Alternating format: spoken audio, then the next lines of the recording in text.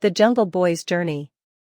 Deep in the heart of the Emerald Jungle, where sunlight broke through the thick canopy in golden shards and wild animals ruled the land, there lived a boy named Aru. He wasn't like other boys who lived in villages or cities. Aru was raised by the jungle itself. His earliest memories were of birds chirping above him, of monkeys chattering from tree to tree, and of the gentle rumble of the river nearby. He did not know who his real parents were. He only remembered being found by a kind panther named Ravi when he was just a baby, wrapped in a torn cloth near the riverbank. Ravi, instead of harming him, carried him gently to the safety of the jungle, and soon, Aru became a child of nature. Years passed, and Aru grew strong and swift. He could climb trees faster than a leopard, swim with the crocodiles, and mimic the calls of any bird. He was friends with the elephants, wrestled playfully with tiger cubs, and learned survival from the wisest animals. The jungle had taught him everything: how to read the wind, find food, avoid danger, and respect the balance of life. But one day, everything changed. It began with a loud boom, not the usual sound of thunder, but something strange and unnatural. Birds flew wildly from the treetops. The ground trembled as animals scattered. Aru, curious and fearless, followed the noise.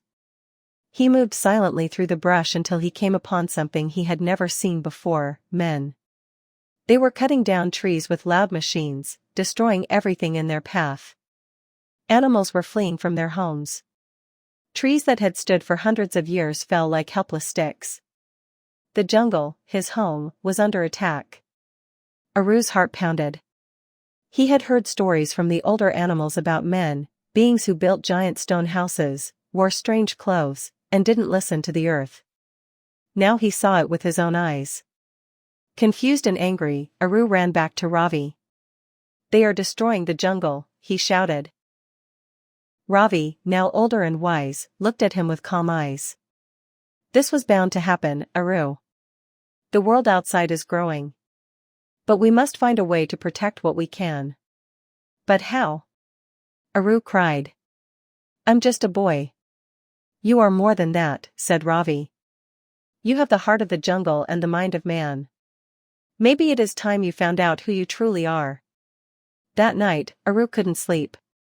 The words echoed in his head. The jungle had raised him, but perhaps there was more to his story. With a heavy heart, he decided to leave the jungle the next morning and follow the trail of the men. He tied a satchel from leaves, took a sharp stick as a spear, and hugged Ravi goodbye. "I'll return," he whispered, "with help." For the first time, Aru crossed the jungle's edge and stepped into the unknown world. The air felt different. The ground was harder. The sounds of cars, machines, and people filled his ears. He entered a nearby village where people looked at him with wide eyes. A wild boy with messy hair, bare